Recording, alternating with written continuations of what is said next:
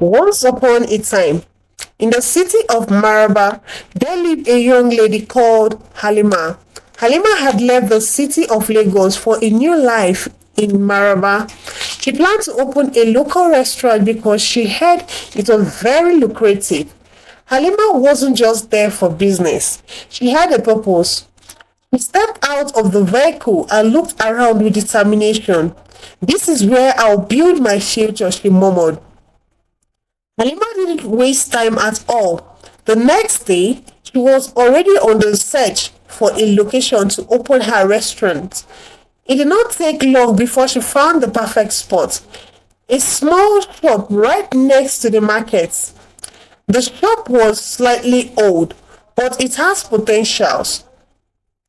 The landlord, an old man, handed her the keys without a second thought. He said, "This place will bring you good fortune. The market people will be your best customers." Halima smiled and thanked him. She wasn't interested in luck. He had something far more powerful in mind. Halima wasted no time in setting up her shop. He placed wooden benches outside for customers, and it did not take long for the people of Maraba to notice the new business. On the opening day, only a few people showed up. Most of them were market men and women who stopped by out of curiosity. Halima served them with a smile, offering a small plate of Amala and a wedu. However, there was something unique about her ewedu. It was rich and perfectly spiced, but no one could quite point their finger on what made it so different. "This is the best Amala I have ever had in my life," one of the market women, Iyabose, commented as she wiped her mouth with a towel. "What is your secret?" Halima just smiled. "I don't have a secret. It is just a little love and lots of pepper." By the end of the day, only a few customers has come through. But Halima wasn't discouraged. She has planned for this. She knew things would grow slowly. The next day, the news of Halima Amala began to spread. People talked about it at the markets and on the streets. The flavor was like nothing they had ever tasted. It was richer, fuller, and complex spice that seems to last long after the meal has finished. Some said it tastes like it has a lot of magic in it. By the third day, Halima's small restaurant was crowded. People lined up outside to get a taste, and word spread even faster. They keep saying, "The woman with the best Amala in Maraba, the place to be for a good meal." Young girls in the area saw the opportunity for a job and they applied for the position of sales girl. But to their surprise, Halima refused hiring anyone. She didn't want any help. She will cook the Amala alone, and whenever customers come, they will wash the plates by themselves if there was no clean plates. They did this willingly and didn't mind standing in long queue just to have a taste of Halima's Amala. This continued for a while, and no one complained except for one woman whose business was affected, Mama Iyabo, the owner of the popular buka that has been selling Amala for years. She watched helplessly as Halima's shop slowly stole her customers. The local women who once lined up at Mama Iyabo's shop to eat her sweet Amala now walked past her shop to Halima's restaurant, and Mama Iyabo's heart burned with jealousy. She called her best friend Titi over one afternoon. "This woman, Halima, she's a threat. I don't know what she's doing, but it's not normal. Everyone says her Amala is the best they have ever tasted." We need to find out her secrets, Titi, who had always been supportive of her friend, agreed to help. I will find out for you, but I need to taste the food first. So Titi went to Halima's shop, bought a plate of Amala, and sat down to eat. The moment the Amala touched her tongue, she was hooked. The flavor was incredible, better than anything she has ever tasted. She must be doing something special, Titi murmured to herself. She ate very quickly, almost in a hurry, and then went back to Mama Iyabo. There's something about her Amala, I would lie. It is the best I've ever had, but I can't figure out what she said. Determined to get to the bottom of things, Titi visited Halima's shop daily. She ate the food, watched Halima closely, and even tried to engage in casual conversation about the ingredients, but Halima never gave anything away. She kept her recipes close to her chest. I just cooked with love, Halima would reply whenever Titi asked about her ingredients. One day, Titi noticed something strange. Halima would always disappear early in the morning, returning with a large cooler of Amala. There was no other worker in the shop, no helper. She handled everything herself. Out of curiosity, Titi decided to follow Halima one morning. She quietly trailed behind her as Halima walked to her house, watching her every move. When Halima entered her home, Titi stayed hidden at a corner not too far to be seen. After a while, Halima came out, carrying a basket filled with fresh tomatoes and pepper. She saw her enter the house and began to prepare the Amala in her kitchen. Titi had no idea what to make of it. There was nothing extraordinary about the way Halima cooked. She just used fresh ingredients, nothing more. Titi returned to Mama Iyabo, even more confused. I don't get it. Though, she just looked like any other person. Maybe her Amala is just that good. It might just be her luck. Mama Iyabo frowned, clearly frustrated, but she decided to concentrate on her own cooking and prayed for luck to also locate her. Meanwhile, as Halima's business continued to grow, she began to attract men throughout the village and neighboring city close to Maraba. Many tried to woo her, but Halima turned them down. Her focus was on her business. Not until Kehinde walked into her life. Kehinde was a handsome, confident young man who came into her shop one day, sat down and ordered for a plate of Amala. He smiled at Halima as he ate, enjoying the meal. He said with a smile, I've never tasted anything like this. What is your secret? Halima's eyes twinkled with amusement. It is nothing special, just a little onions and skill my mother taught me. Kehinde laughed and charmed by her easy confidence. Halima too couldn't resist the way he looked at her when he talked, and soon they became friends. Over time, their relationship grew deeper. Kehinde helped Halima in the shop, running errands and assisting her with everything she needed. They began to share their life outside of the business, spending time together and talking late at night. Once in a while, Kehinde would pass the night over at Halima's house so as to be able to assist her very early in the morning. And it was on one of such nights that he discovered the unexpected. That night, after a very long day at shop, Kehinde woke up feeling tasty. He got out of the bed and made his way towards the kitchen, but as he passed the bathroom, he noticed the door slightly open. What he saw inside froze him.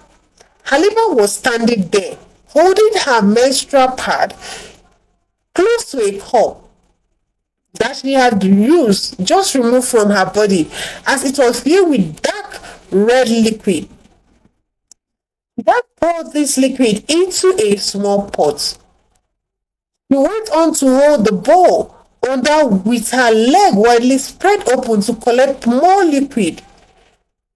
Kainde's heart skipped a bit. He quickly went back to bed, confused, and pretended to be sleeping to avoid raising any suspicion. He didn't know what to think, but there was no denying what he had just seen. The next morning, Kainde's mind was still in turmoil. He couldn't focus on anything. As Halima prepared the Amala at the shop, he stylishly asked her, "Halima, what is the secret behind your Amala? People can't stop talking about it." She smiled. "Kainde, you have been with me for a while. You should know my recipe by now. What do you think make my Amala different?" Kainde thought for a while. "Maybe it is your hands." He joked and they both laughed. However, Kainde couldn't shake off the image of the blood in the bowl. Later that day, he snuck back to Halima's house under the guise of forgetting something. He opened the fridge and saw several used pads and other bowls similar to the one he had seen with her last night, filled with red liquid, preserved and sealed properly. His heart sank. Was he overthinking it? Could she be using her menstrual blood to cook? No, it is not possible. It can never be. He started to confront her. He waited until they were alone in the house after closing the shop. Halima was busy folding clothes when Kainde spoke. "Halima, I need to ask you something." She looked up. "What is it, Kainde? You have been acting strange all day." He took a deep breath and held up the small container and her used pad. "I found this in your fridge." Halima froze. "Why were you going through my fridge?" She demanded sharply. "That is not the point, Halima."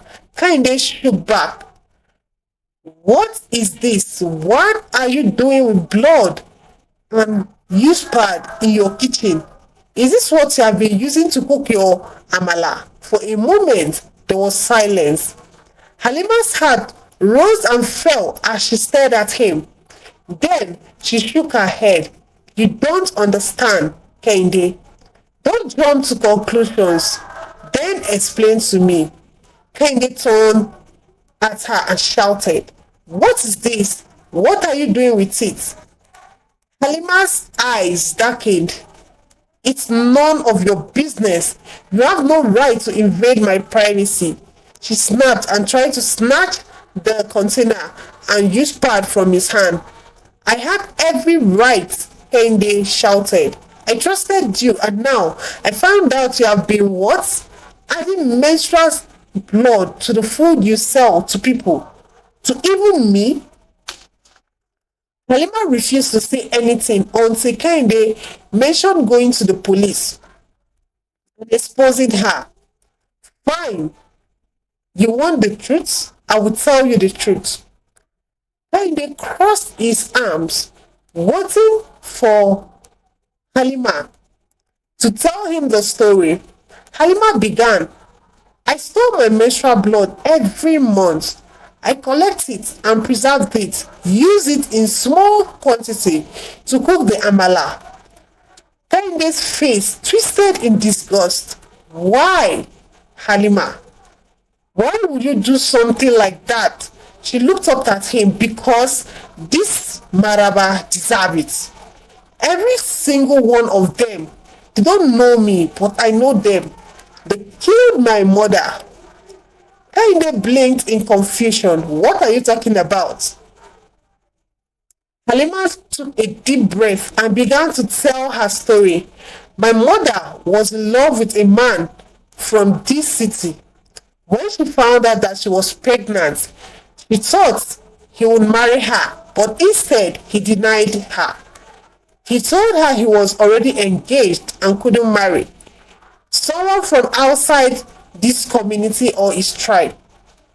He came here, she came to his family, hoping they would accept her, but they turned her away. They told her it was against their tradition to marry someone who wasn't from their tribe. My mother begged, then she begged them to acknowledge me, her unborn child, but they refused. She returned to Lagos, heartbroken and humiliated. She died while giving birth to me. She died because of them. Kehinde was silent and his heart broken at her story. It was my grandmother who raised me, so I came here to look for my dad and also show him my character and people that supported him to chase away my mom. Halima continued bitterly. She told me how the people of Maraba rejected my mother and caused her death. When I grew up, I made a promise to myself. I swore I will come here and make them pay.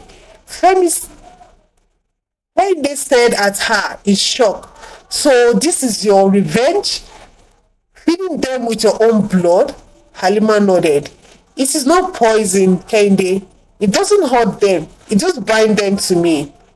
It makes them love my food, makes them unable to resist coming to my shop. It is my own way of dominating them, making them depend on me. It gives me satisfaction.